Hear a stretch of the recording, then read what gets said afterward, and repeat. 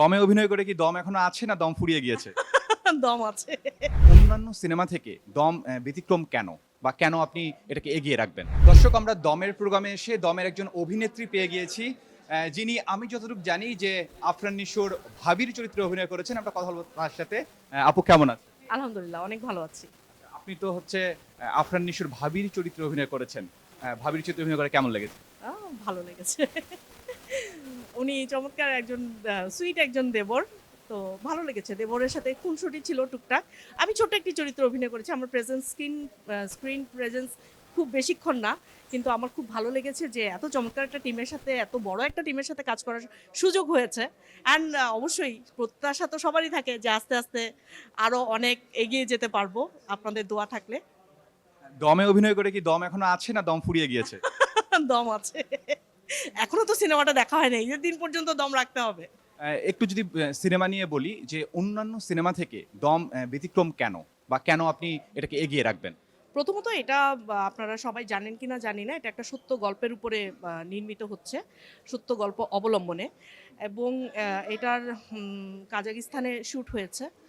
এটার শুট বাংলাদেশে হয়েছে। বাংলাদেশের বিভিন্ন অঞ্চলে শুট হয়েছে।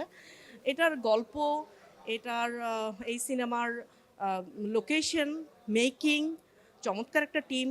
এখানে যিনি ডিওপি ছিলেন উনি আমাদের দেশের নন, বাইরের একজন ডিওপি। আমাদের দেশেও অনেক বড় বড় ডিওপি মানে সিনেমাটোগ্রাফার আছেন অবশ্যই।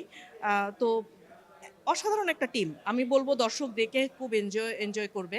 গল্প, মেকিং সব কিছু মিলিয়ে এবং আর্টিস্ট, দারুণ আর্টিস্ট আছেন এখানে। আমাদের ডিরেক্টর রেদওয়ান রনি ভাই, চমৎকার একটা টিম। এবার ঈদে কিন্তু বেশ কয়েকটি সিনেমা আসছে, যেখানে হচ্ছে মোশাররফ করিম, চঞ্চল চৌধুরী অভিনয় করেছেন, যে বনলতা, সেই সাথে সাকিব খানের প্রিন্স আসছে। তো এসবের সাথে কি মনে হচ্ছে যে টেক্কা দিয়ে কি পারবে? প্রতিদ্বন্দ্বিতা কেমন করবে এই দম? আমি মনে করি প্রত্যেকের জায়গায় অসাধারণ। হ্যাঁ, দমের জায়গায়। তারপরে আপনি যেটা বললেন সাকিব ভাইয়ের প্রিন্স, তারপরে বনলতা এক্সপ্রেস, একেকটার আবহ একেক রকম। তো অবশ্যই দর্শক এনজয় করবে। বিভিন্ন ধরনের দর্শক বিভিন্ন সময়ে, একই দর্শক বিভিন্ন সময়ে বিভিন্ন জিনিস দেখতে পছন্দ করে। তো দর্শক এনজয় করবে। আমিও দর্শক হিসেবে খুব এনজয় করব। চেষ্টা করব কয়েকটা সিনেমা অবশ্যই দেখার হলে গিয়ে। দমের জন্য যারা অপেক্ষায় আছে তাদের উদ্দেশ্যে কি বলবেন? আপনারা দমদার ঈদ দেখা করার জন্য দম দেখতে চলে আসেন। অসংখ্য ধন্যবাদ আপনাকে।